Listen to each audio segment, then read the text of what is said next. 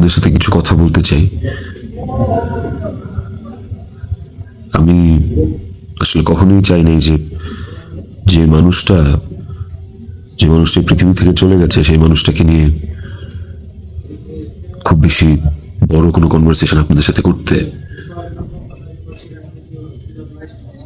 আমার ওয়াইফ ইকরা,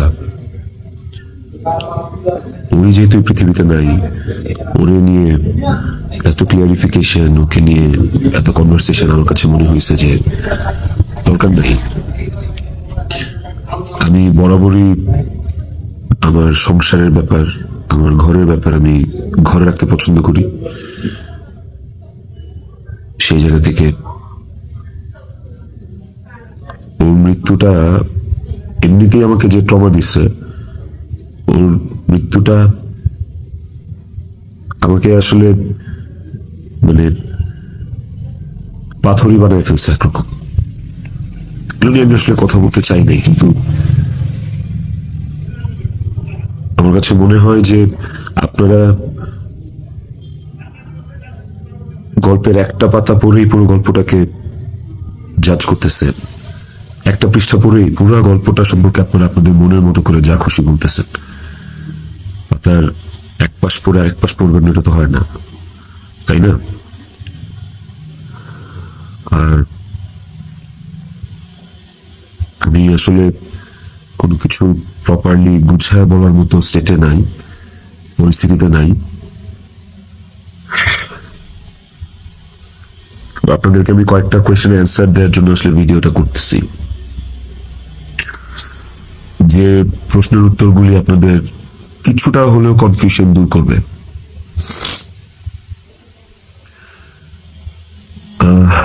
শেষ প্রশ্নটা থেকেই আসি আপনাদের। আমি এই ভিডিওতে সবকিছু ক্লিয়ার করবো, এভরিথিং। আমি আপনাদের প্রত্যেকটা প্রশ্নেরই উত্তর দেওয়ার চেষ্টা করব।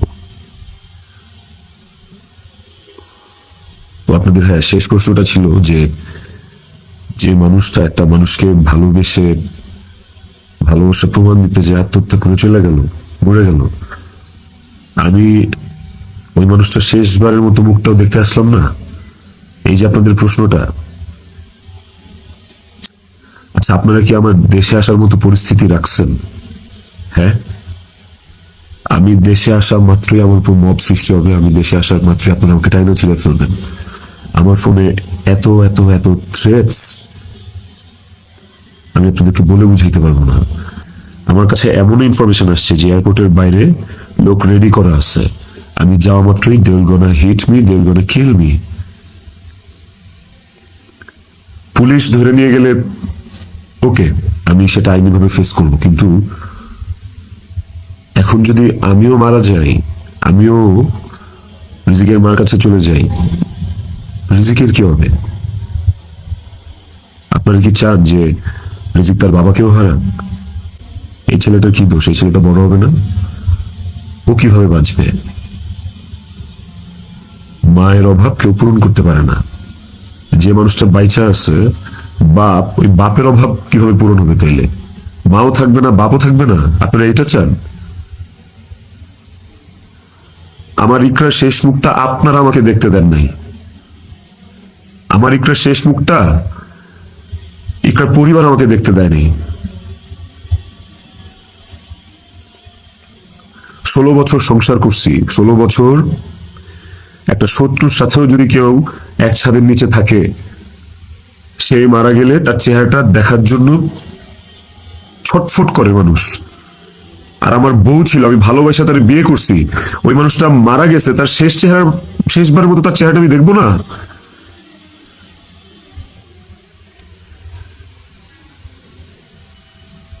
এখন আমি না আসলে আপনাদের সাথে এখানে কোনো ফেক কথাবার্তা, মানে ফেক কান্নাকাটি, ফেক আপনাদের থেকে ইমোশন নেয়া, এগুলো নিয়ে কথা বলার জন্য আমি আসিনি। আমি আপনাদেরকে আমার জায়গাটা আমি ক্লিয়ার করতেছি। আমি নাম হয়ে গেছি।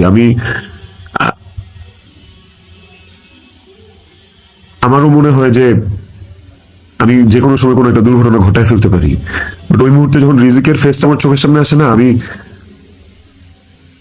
নিজেকে শক্ত না করা ছাড়া আমি কোনো উপায় দেখি না।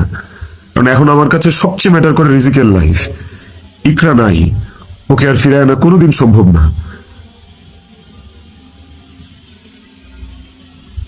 আমার কাছে এখন সবচেয়ে বেশি প্রায়োরিটি হচ্ছে রিজিকের জীবনটা। আপনারা না রিজিককে ভালোবাসেন, আপনারা না রিজিককে নিয়ে অনেক কনসার্ন। এই যে এত এত গালি আর হেট্রেড আমাকে নিয়ে, এত কিছু, সবকিছুর অ্যান্সার আপনাদেরকে আমি দিব। তার মধ্যে একটা জিনিস আমাকে একটু হলেও স্বস্তি দিছে, সেটা হচ্ছে যে আপনারা রিজিককে নিয়ে অনেক কনসার্ন। তাহলে রিজিক তার বাবা হারাইলে আপনারা খুশি হবেন? আপনাদেরকে আরেকটা কথা বলবো, সেটা হচ্ছে যে আপনারা অনেকেই বলতেছেন যে এদিকে বউ মারা গেছে অথচ আমি আসতেছি না, নেপাল থেকে আসতে কয় ঘন্টা লাগে, নেপাল কি মঙ্গল গ্রহে নাকি, অনেক অনেক কথা বলতেছে। কন্টেন্ট ক্রিয়েটাররা ভিডিও বানাইতেছে যে নেপাল থেকে আসলে 1 ঘন্টা লাগে, এই লাগে সেই লাগে। ভাই আমি নেপালে 18 বার আসছি, আমি জানি নেপাল থেকে যেতে কতক্ষণ লাগে। কিন্তু নেপাল থেকে বাই রোডে বাংলাদেশে যাওয়ার কোনো সুযোগ নাই। ইন্ডিয়া হয়ে বাই রোড যাওয়া যায়, সেটা লুকায় টুকায় যাওয়া যায়, অথবা ইন্ডিয়ার ভিসা থাকা লাগে। কিন্তু যেদিনের ঘটনা সেদিন আমি এমন কোনো চেষ্টা বা প্রয়াস বাদ রাখি নাই যে নেপাল থেকে বাংলাদেশে যেন আসা যায়। সেটা বাংলাদেশ নেপাল ডিরেক্ট ফ্লাইট হোক, ছিল না, ট্রানজিট ফ্লাইট ছিল না। একটা ট্রানজিট ফ্লাইট ছিল, ওইটার টাইম আর ওইটাতে আসলাম, ওকে পরের দিনই আসতে হইতো। তারপর আমি বিজনেস ক্লাস ট্রাই করছি, যে কোনো ট্রানজিট ফ্লাইটে বা নেপালের ফ্লাইটে কোনো বিজনেস ক্লাস আছে কিনা। আমি অনেকভাবে চেষ্টা করছি যে সামহাও বাংলাদেশে আমি ঢুকতে পারি কিনা, বাট ওই দিন, যেদিনের ঘটনা, ওই দিন আমি কোনোভাবেই টিকিট ম্যানেজ করতে পারি নাই। এটা হচ্ছে যেদিনের ঘটনা, সেদিনের কথা বললাম। আর এরপরের দিন আপনারা যে বলতেছেন যে শেষ দেখাটাও দেখলাম না, আসলাম না, এই না সেই না, আমি টিকিট কাটছিলাম, কারণ ওই টিকিটটা ছাড়া অন্য কোনো টিকিটে আসলেও আমাকে দেরি করে আসতে হইতো। সো সবচেয়ে ফাস্টেস্ট টিকিট ছিল এটাই, বাংলাদেশ বিমানের কাঠমান্ডু টু ঢাকা, বাংলাদেশ বিমানের কাঠমান্ডু টু ঢাকা। দেখেন এখানে লেখা আছে 1 মার্চ, এই যে 1 মার্চ। আমি টিকিট কেটে ইমিগ্রেশন পার করেও চলে আসছি। তারপরে যেটা হয়েছে, আমার কাছে ইনফরমেশন আসছে যে এয়ারপোর্টে এভরিথিং ওয়াজ রেডি। আমি ঢুকা মাত্রই আমাকে হিট করবে বা আমাকে পুলিশের হাতে পড়ার আগেই আমাকে যা করার করবে। তো ওই অবস্থায় তো আমি দেশে ঢুকবো না। এবং এর সাথে শুধু আমার কাছের মানুষজনই যে জড়িত তা না, আর অনেক মানুষজন জড়িত। আমি পুরোটা না বলি, কাউকে ছোট করতে চাই না বা কাউকে আমি এখনই দোষ দিতে চাই না।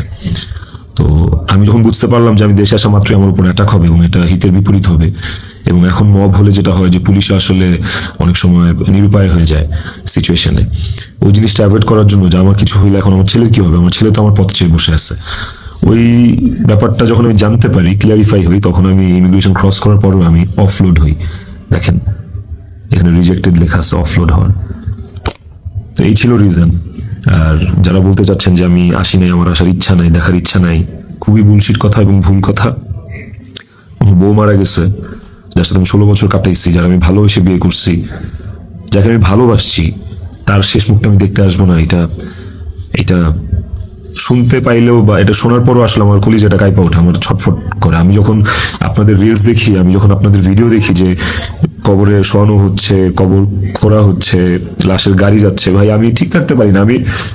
আমার ভেতরটা যে কেমন ছটফট করে, আমি আপনাদেরকে এটা বুঝাইতে পারবো না। এটা বুঝানোর সাধ্য কারণ যার যায় সে বুঝে, বিশ্বাস করেন, যার যায় একমাত্র সে বুঝে, আর কেউ না। আপনাদের অনেক বড় একটা প্রশ্ন, অনেক বড় একটা জানতে চাওয়া যে ইকরার সাথে আমার এমন কি কথা হইল যে ইকরা সুইসাইড করতে বাধ্য হয়েছে। ইকরার সাথে আমার ভিডিও কলে ইকরা এমন কি দেখলো যে ইকরা আত্মহত্যা করলো। তো নেপালে আসার পর থেকে সমস্ত কনভারসেশন ইকরার সাথে আমার শেষ পর্যন্ত আমি আপনাদেরকে প্রোভাইড করবো, কমেন্ট সেকশনে আপনারা দেখবেন। দেখলে আপনারা বুঝতে পারবেন যে আসলে কি ঘটছে বিষয়টা। আরেকটা যে বিষয় সেটা হচ্ছে যে কিছু স্ক্রিনশট ঘুরে বেড়াচ্ছে ফেসবুকে, সোশ্যাল মিডিয়াতে, যে ওখানে লেখা আমি ইকরাকে বলতেছি আমি ওকে ডিভোর্স দিয়ে তিথিকে বিয়ে করবো, আপনারা ভাবতেছেন এই জন্য ইকরা সুইসাইড করছে। আপনাদেরকে বলতে চাই স্ক্রিনশটটা পুরোটাই ফেক। কারণ হচ্ছে আমি কোনোদিন ইকরার সাথে বাংলায় কনভারসেশন করি নাই, কোনো চ্যাটিংয়েই ওর সাথে আমার কোনোদিন কোনো বাংলায় এরকম ভাবে বাংলা লেখায় ওর সাথে আমার কোনোদিন কোনো কনভারসেশন হয় নাই। ইকরার সাথে আমি সবসময় বাংলা আর ইংলিশ মিক্স কনভারসেশন করছি।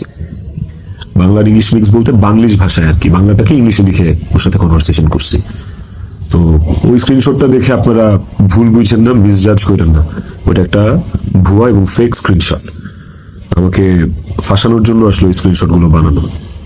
কে বা কারা বানাইছে আই হ্যাভ নো আইডিয়া। তো টক্সিসিটি একটা বিষয়, আমাদের রিলেশনশিপটা অনেক আগে থেকেই টক্সিক ছিল, অনেক আগে থেকে টক্সিক ছিল। তিথির সাথে পরিচয় হওয়ার আগে থেকেও টক্সিক ছিল। এন্ড ও অনেক আগে থেকে আমার কাছে ডিভোর্স চাইতো, কিন্তু আমি কোনোদিনই ওকে ডিভোর্স দিতে চাইনি, তালাক দিতে চাইনি।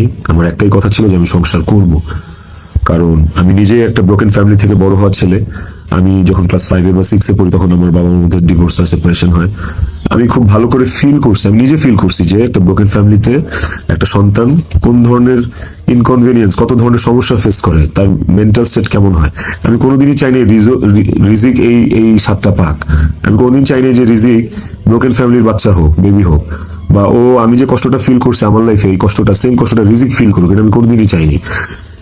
এই কারণে আমি অলওয়েজ আমার মধ্যে ট্রমাটা ছিল যে মানে ব্রোকেন ফ্যামিলির কনসিকুয়েন্সেস কি। আমি কোনোদিন ওর কাছে বলিনি যে আমি ওকে ডিভোর্স দেবো, আমি ডিভোর্স দিতে চাই। আমি অলওয়েজ ওর সাথে সংসারই করতে চাইছি। তো স্ক্রিনশট দিব, আপনারা দেখতে পাবেন।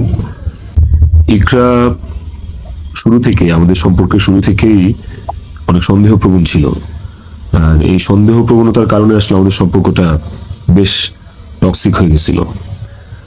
আর এই টক্সিসিটির মধ্যেও আমরা আসলে সংসারটা চালায় যাচ্ছিলাম।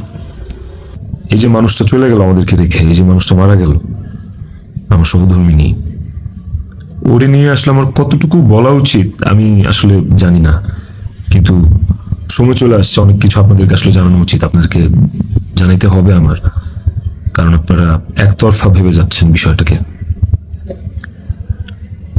ওর কিছু বদভ্যাস ছিল, ওর জেনুইন কিছু বদভ্যাস ছিল যেগুলো আসলে ওকে আরো ক্রেজি করে ফেলছে, যেগুলো ওকে আরো মানে এমনি তো বাইরের মানুষ থেকে ট্রিগার্ড হইতো, ওই জিনিসগুলো ওকে আরো পেয়ে বসতো আর কি।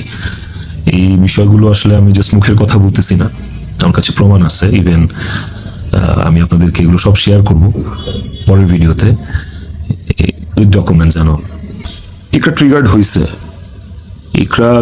হয়েছে, কিন্তু সেটা আমি করি নাই।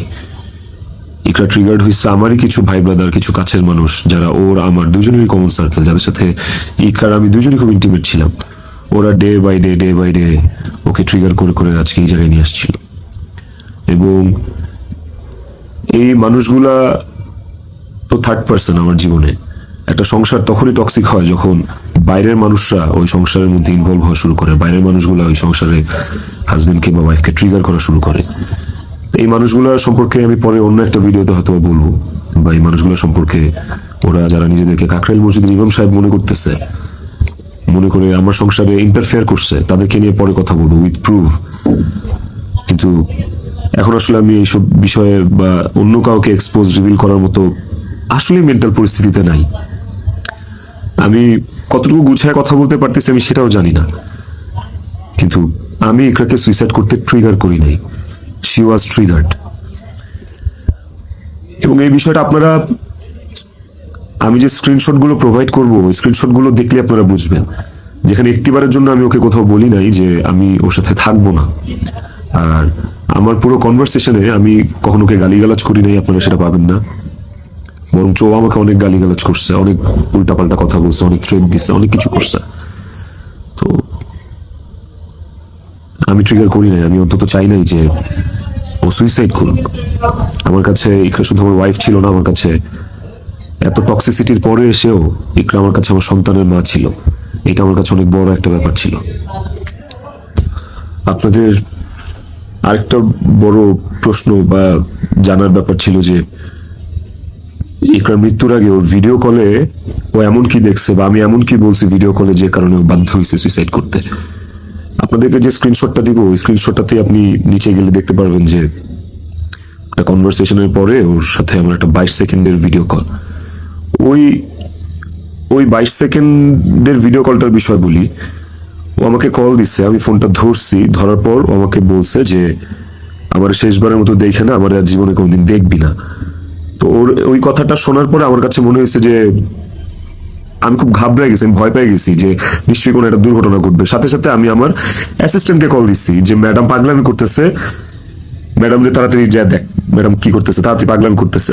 ওই অ্যাসিস্ট্যান্টের সাথে কথা বলার সময় আমার ফোনে ওই কথা বলা অবস্থাতে আরেকটা ভিডিও কল আসছে। অ্যাসিস্ট্যান্টকে আমি হোয়াটসঅ্যাপে কথা বলতেছিলাম, মেসেঞ্জারে আমার কলটা, ভিডিও কলটা আবার আসছে ইকরার থেকে। তো অ্যাসিস্ট্যান্টের সাথে কথা বলতে বলতে ওই কলটা রিসিভ করতে পারি নাই। অ্যাসিস্ট্যান্ট ততক্ষণে ম্যাডামের ওখানে গেছে, আর আমার কলটা যেহেতু আমি ধরতে পারি নাই, তারপর আমি অ্যাসিস্ট্যান্টের সাথে কথা শেষে আমি নিজে কল ব্যাক করছি।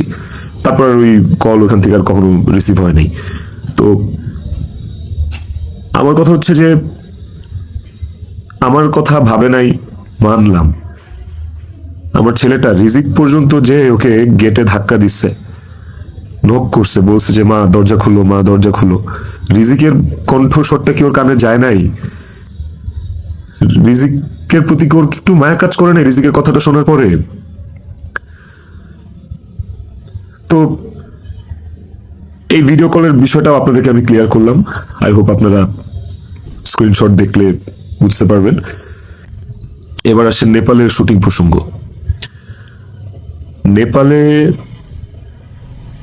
নেপালে কি আমি এই প্রথম জীবনে শুটিং আসছি? এর আগে আমি নেপালে শুটিং করছি, এর আগে আমি মালয়েশিয়াতে শুটিং করছি, থাইল্যান্ডে শুটিং করছি, সুন্দরবনে শুটিং করছি, দেশে মানিকগঞ্জ, কক্সবাজার, কত জায়গায়, কত আউটডোরে শুটিং করছি। তিথিও ছিল অনেক শুটিংয়ে। ওইসব শুটিংয়েও কিন্তু আমার আশেপাশের মানুষগুলা যারা প্রিটেন্ড করতো যে তারা আমার শুভাকাঙ্ক্ষী, বাট অ্যাকচুয়ালি তারা আমার শুভাকাঙ্ক্ষী না, ওই মানুষগুলা কিন্তু তখন ইকরাকে অনেক ট্রিগার করতো। কই, তখন তো ইকরা এই ধরনের কোনো স্টেপ নেয় নাই, তখন তো আত্মহত্যা করে নাই। আপনারা ইকরার আর ইকরার বান্ধবীর স্ট্যাটাস, সরি কি বলে ওটাকে, স্ক্রিনশট বোধহয় পড়ছেন। ওখানে কিন্তু ইকরা নিজে স্পষ্ট লিখছে যে ও এইসব মানুষের কথাবার্তা নিতে পারতেছে না, গত 3 বছর ধরে ও এইসব মানুষের ট্রিগার আর সহ্য করতে পারতেছে না। ওর নিজের কথা ও নিজে লিখছে, আপনারা পড়ছেন।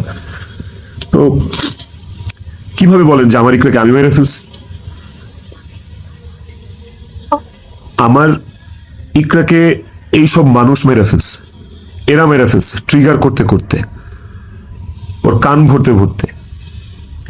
ইকরা ওয়াজ সো সফট হার্টেড, ও বাইরে থেকে অনেক শক্ত কিন্তু ভেতরে খুব নরম একটা মানুষ ছিল।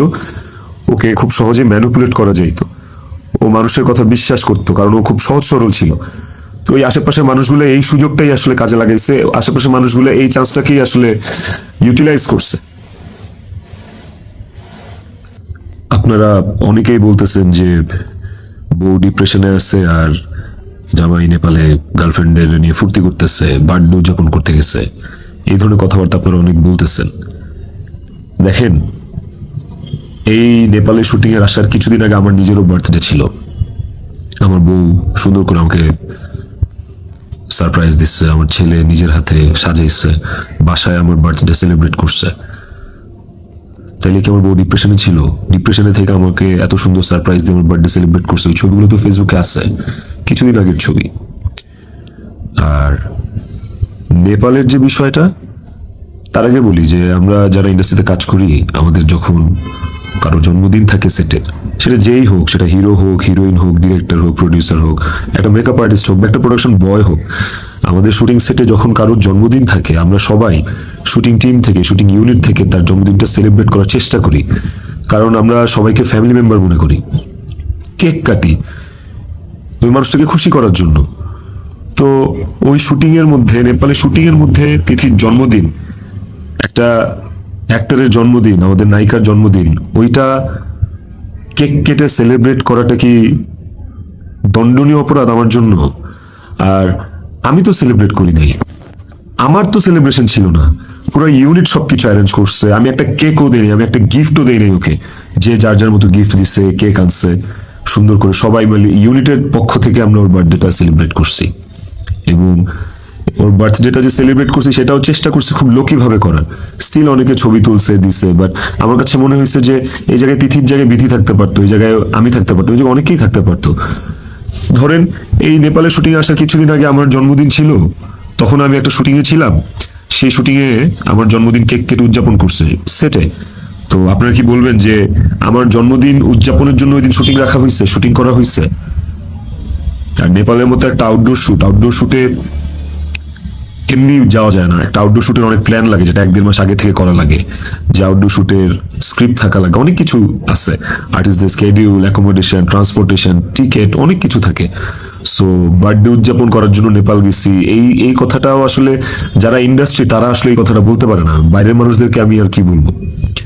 তো এই বিষয়টাও আপনাদেরকে ছোট করে একটু ক্লিয়ার করলাম। আই হোপ এই জিনিসটাকে আপনারা সহজ এবং সরলভাবে দেখবেন, এটাকে খুব জটিলভাবে দেখার কিছু নাই।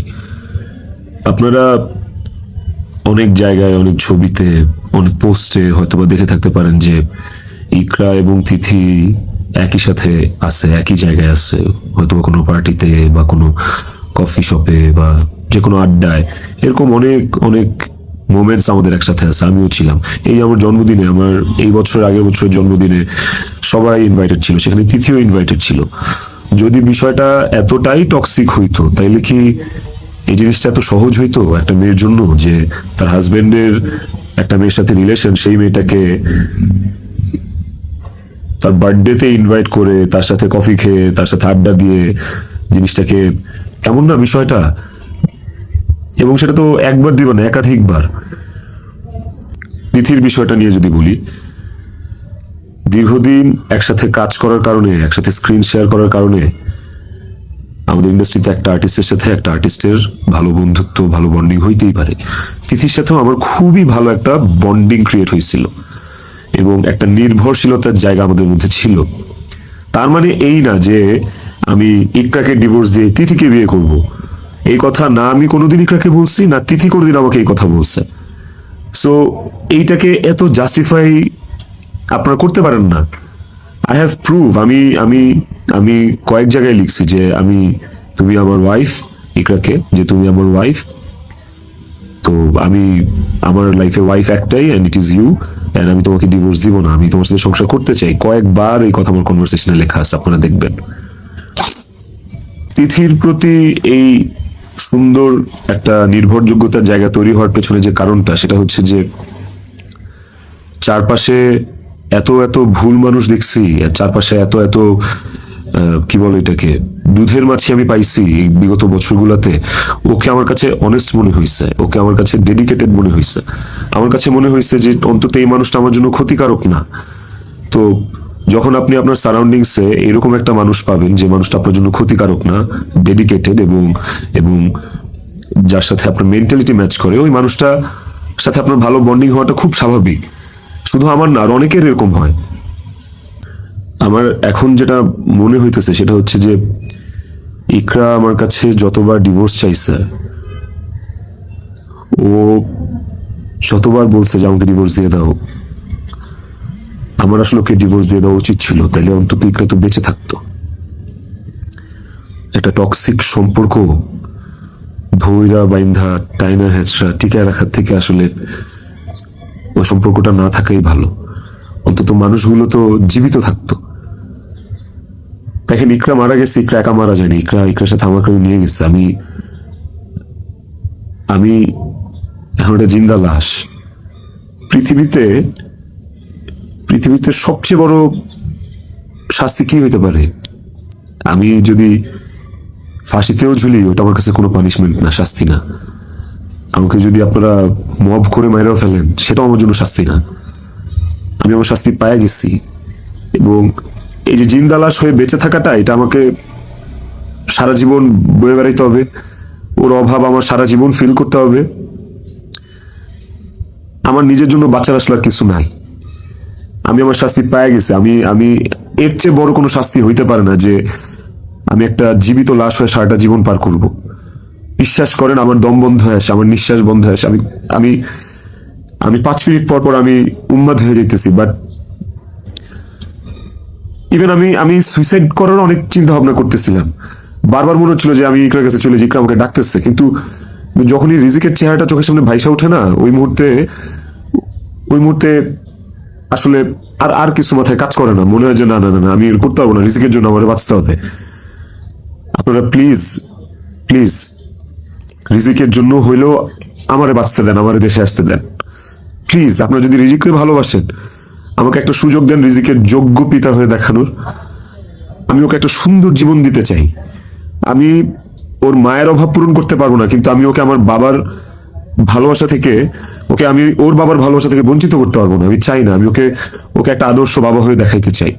আমার সন্তানটা আমার সাথে খুব কানেক্টেড, যারা আমার কলিগ তারা দেখছে, তারা জানে যে আমার ছেলেটা আমার জন্য কি পরিমাণ ক্রেজি, পাগল। আমাকে আমার ছেলের কাছে যাইতে দেন আপনারা প্লিজ, ও আমার জন্য অপেক্ষা করতেছে। ওকে ওকে আমি মানুষের মতো মানুষ করতে চাই, ওকে আমি পৃথিবীতে সুখের একটা জীবন দিতে চাই। প্লিজ, আইনের প্রতি আমার শ্রদ্ধা আছে। আমি দেশে আসলে আইন আমাকে যে শাস্তি দিবে, আইন যে সিদ্ধান্ত নিবে, আমি সেই সিদ্ধান্তের সাথে একমত থাকবো। আমার তাতে কোনো আপত্তি নাই। আমি